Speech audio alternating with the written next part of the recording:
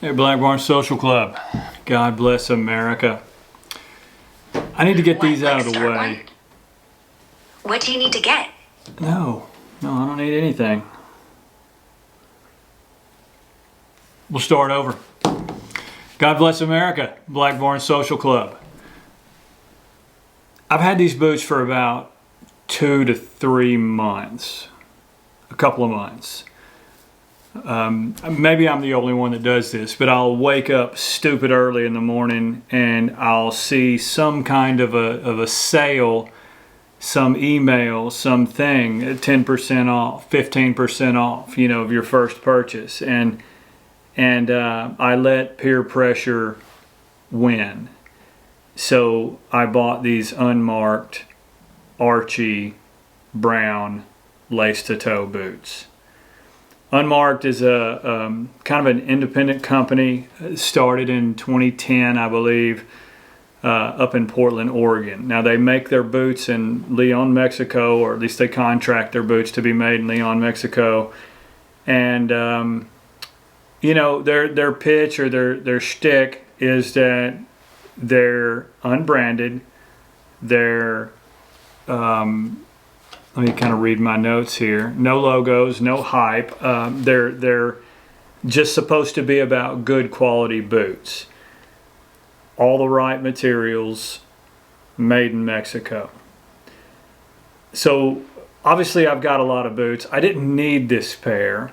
And I'm not, like I said, I know it was a 3 a.m. purchase because I'm not 100% sure why. I don't even remember why I bought them. Except for the fact that I think I was wanting to try more brands, see what else is out there. And I will say that something on this boot caught my eye. I love a half sole boot. I love the way they look, and I especially love the chonky ones, the ones that have a thicker, just a thick sole that makes them a little proud. So let me show you the boot. Let me tell you a little bit about it, and then you guys can tell me in the comments if I did good on this unmarked lace-to-toe boot. So what they tell you right out the gate is that it's a mix of veg tan, chrome tan, pull-up leather. On the upper. So now I don't know what that means. I don't know what a mix of chrome tan, veg tan means. Maybe it's just a mix in their process, or it's their way of doing it. I think it's from the Cisne tannery, but it's thick leather. The boot itself is ridiculously thick because it's also calf lined. So let me see if I can't show you. It's an interesting makeup. So I'm going to show you if I can. They got like a cool sugar skull in there, kind of throwing back to the Mexican, I guess the factory, the heritage of it. So very thick leather, very thick gusseted tongue, lace to toe.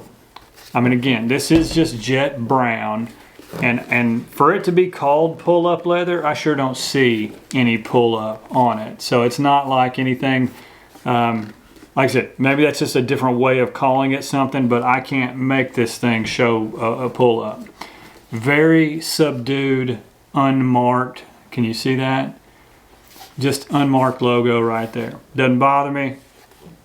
It's like I said, doesn't bother me. It's on the inside. Antique eyelets, so you got 6 eyelets, 3 speed hooks, and one more eyelet at the top, which will never get used. Not even sure why they did that. The reality of the boot, they spend some money lining these so that they don't dig into the tongue. So you can see it's kind of like an Alden where they hide the fastening of those. But then what's bizarre is the eyelets show, but the speed hooks are hidden. So that again, that's no points off one way or the other.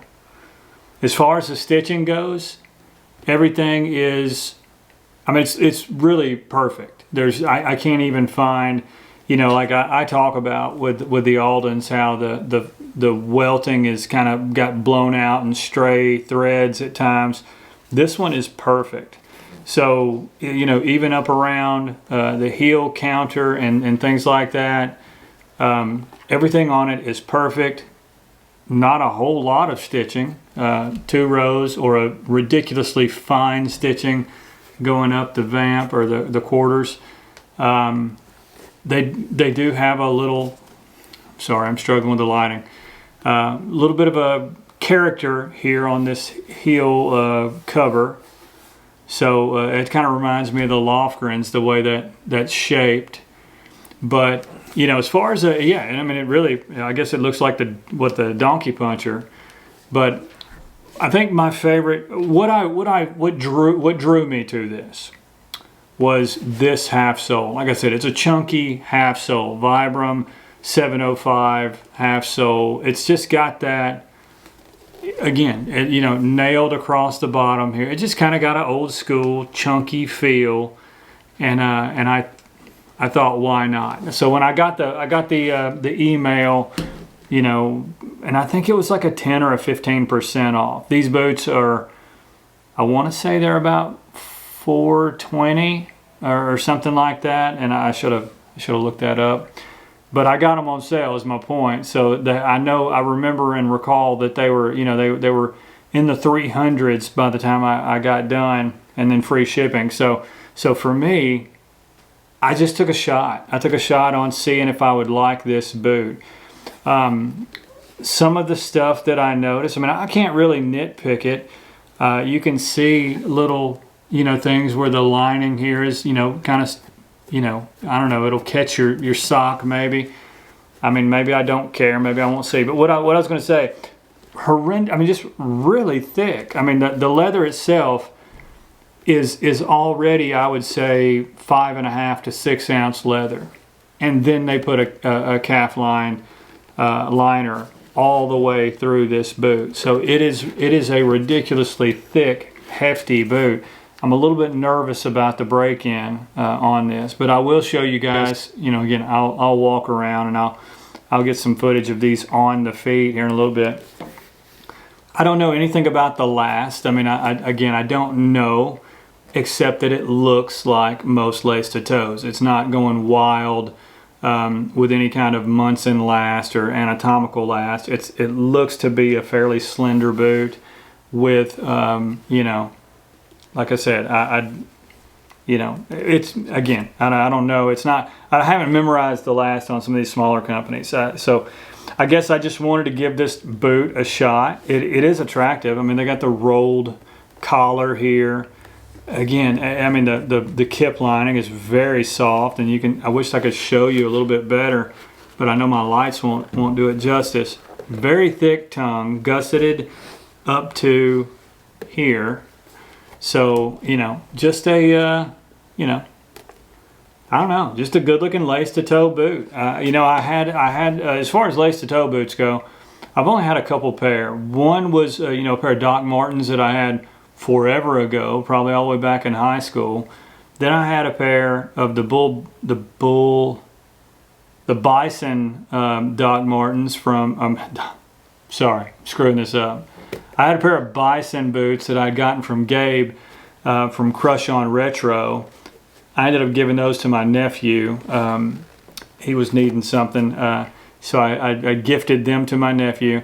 And so this will be the second pair in a long time that I've reached out to get. And so, like I said, I just, I thought a good brown boot would be a decent ad, and I thought at the discount and cost, it would at least be worth it to try one of these other manufacturers. So again, unmarked. Let me make sure that I've got everything, that I've gone over all the parts and pieces. Calf line, veg tan footbed with cork filler, veg tanned midsole, again with the cork cushioning, waxed laces, leather heel counter, leather toe stiffener, leather shank. I don't think I said that. So there is a leather shank in here. Kind of a, I don't know if I'd call that a low profile toe, but I mean there is a bulbous toe here, but it's the lace to toe part of it kind of throws me. So I feel like it's not as obnoxious as some of the others, but anyway, let me put them on. Smell check. They smell like one of those old Western stores that I used to love going in. The heel work, the flat welted, the Goodyear welt, 360 degree Goodyear welt. I mean, it's a really well made boot. So I'm anxious to see how it feels, how it walks, and I'll see if I can't work some of that into this to this video. You guys be blessed. We'll talk soon.